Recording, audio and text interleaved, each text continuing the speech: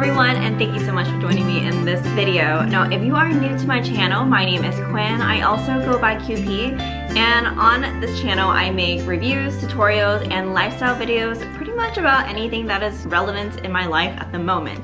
So in this video, I'm actually really excited to share with you guys a recipe that I have been making for about 2 months now. It is not my own recipe, but I have been making it so much, I've been kind of tweaking it to fit our taste. So the recipe is a granola recipe. It's actually really easy. Jordan has been loving this. He has that almost every single day for breakfast, and he absolutely loves it. I don't know how, but he doesn't get tired of it.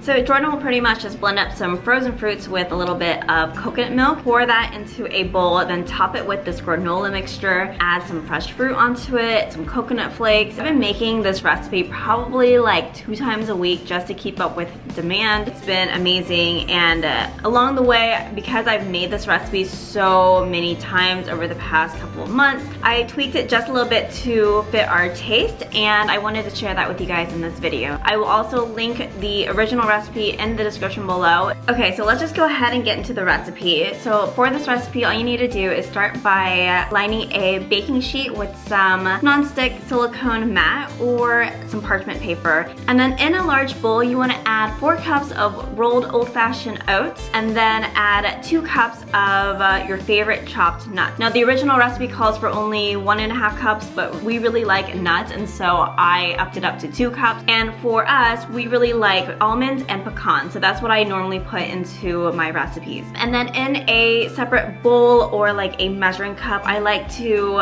add all of my liquid ingredients and like the seasonings. That includes 1/2 cup of either almond oil, olive oil, or coconut oil, whichever one you prefer, and then 1/2 cup of a mixture of maple syrup and honey. And this is something that I changed up from the recipe because I found that maple syrup was a little bit too runny and then honey was a little bit too thick. I like to just combine both of them, and I feel like that gives me kind of like the perfect consistency. And then on top of that, I like to add an additional 1/8 cup of the honey maple syrup mixture because, again, we really like our maple syrup to be clumpy and like have large clusters of granola. And I found the original recipe, it was great and everything, but it doesn't clump together as easily.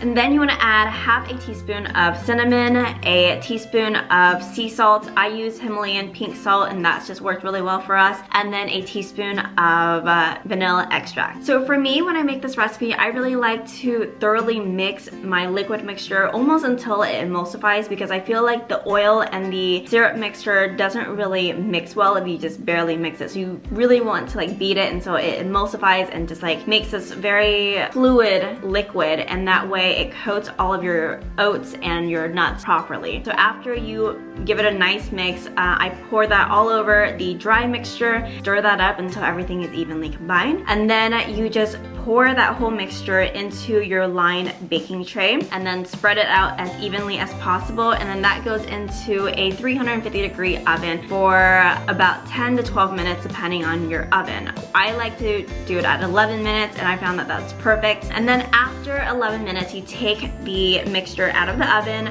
you stir it up, and then you spread it out evenly again. And here is my trick to getting super clumpy, large clusters in our granola. After spreading the mixture back out evenly, I take some parchment paper and then like a big dirty spatula, and I will use the spatula on top of the parchment paper to really press down the granola. You're pretty much compressing it and just pushing all the pieces together so that it forms these clumps. Now I tried doing this with just the spatula alone, and because it's so sticky, it sticks to the back of the spatula and makes it really messy. So I found that just using the parchment paper and going through that way, it's a really nice and an easy trick to do it without the mess. And then you're going to take the tray, put it back into the oven at 350 degrees for an additional 12 minutes. But you know, if you're doing this and you find that your granola isn't toasted enough, then you can add an additional minute or 2. Totally up to you and how you want your granola. After the time is done, you take it out of the oven and you let the granola cool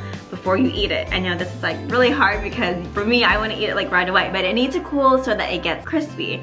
Okay, so once the granola cools, you want to avoid breaking it up too much because when you transfer it into its container or like the Ziploc bag, it's going to continue breaking up in there. Oh, another thing and kind of like a trick is if your granola gets too moist or like soggy, or not as crispy anymore, all you have to do is place this back onto your baking tray or baking sheet and put it in the oven at 350 degrees for like 5 to 7 minutes just to crisp it back up and get rid of that extra moisture. You want to definitely put this in like an airtight container or like a big Ziploc bag right after it's had a chance to cool down. Otherwise, you do risk it not keeping its like crispiness. And that is pretty much it for this recipe. Like I said, super easy, but it's so delicious and I absolutely love it.